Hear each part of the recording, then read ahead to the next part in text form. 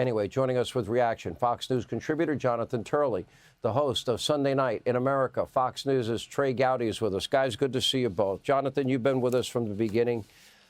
Look, I was pretty realistic.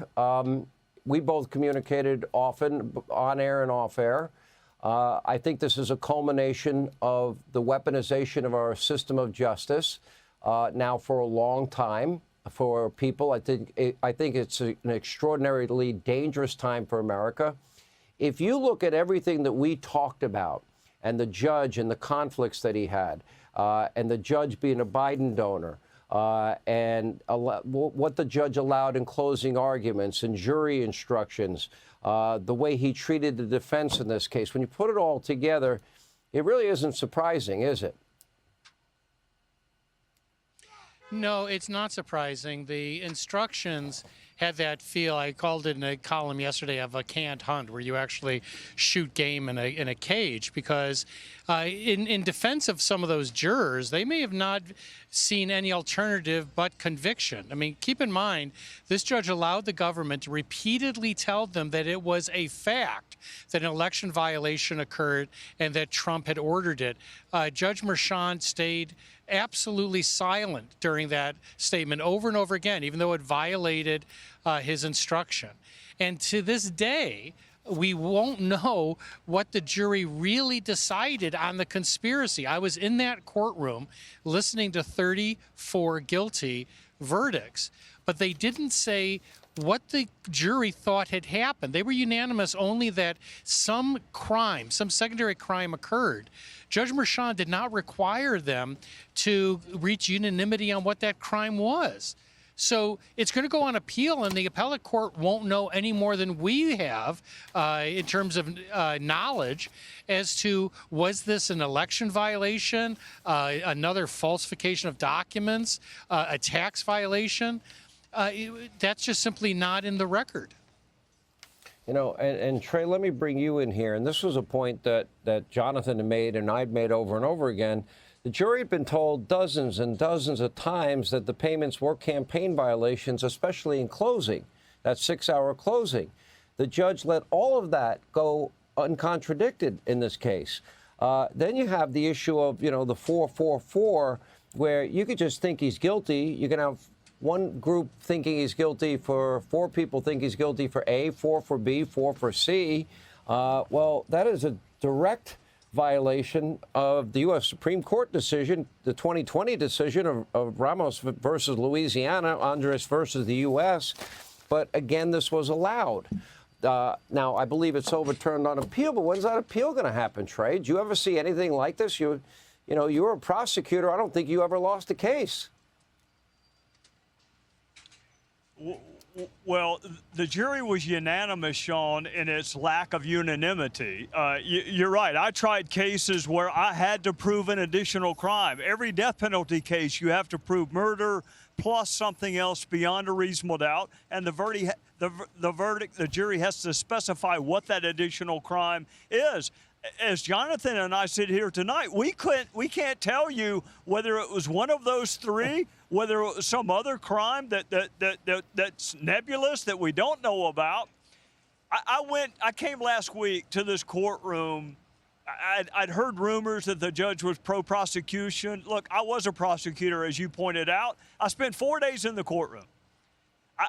Not just pro-prosecution, Sean. I mean, I would struggle to think of a significant objection by the defense that was actually sustained. And the tone with which he treated the counsel was disparate.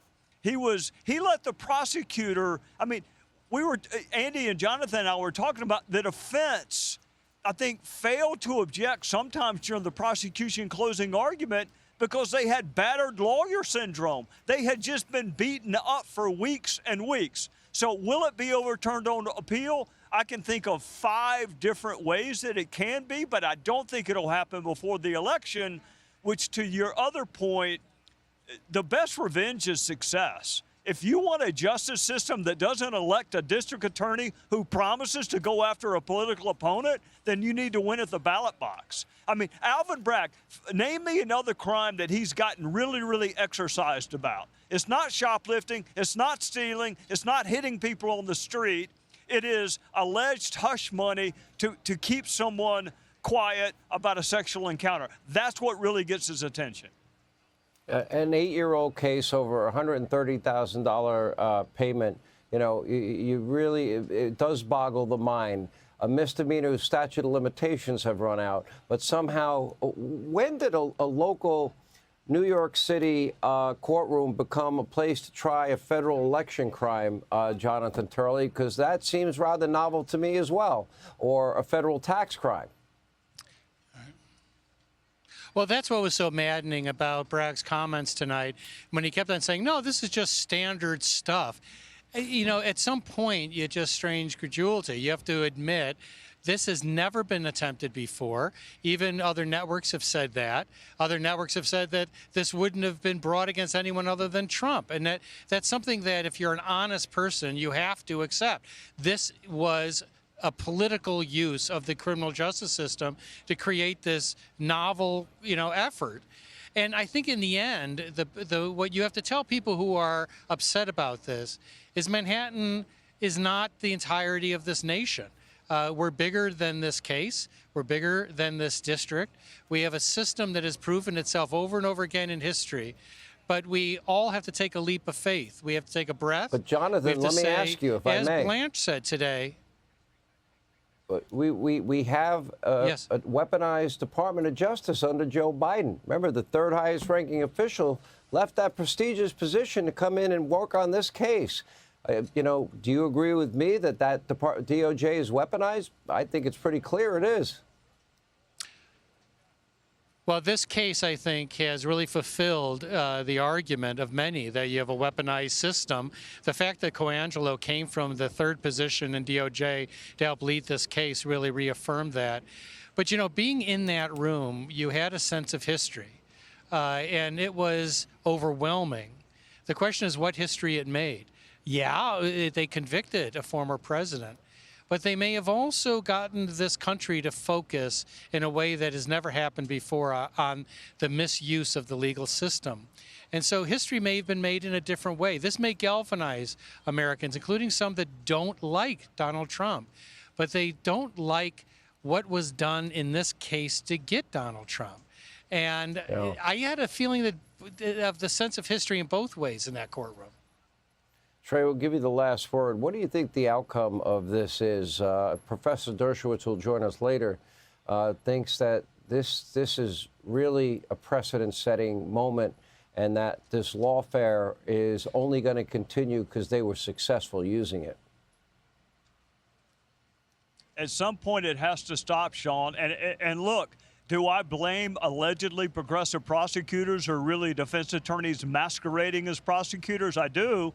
But I really blame voters who will elect people to go after certain targeted individuals. Prosecutors go after crime. They do not go after people. And there's a reason the lady wears a blindfold, Sean. There's a reason for it. She's not supposed to care whether you're Republican, Democrat, black, white, male, female. If we don't get back to those days, I mean, you asked Professor Turley about the weaponization of DOJ. Just look at what was done to Jeff Fortenberry, and then look at what was not done to the U.S. Attorney in the District of Massachusetts. They had her on a false statement. Nothing happened to her. So treat people the same. Be fair.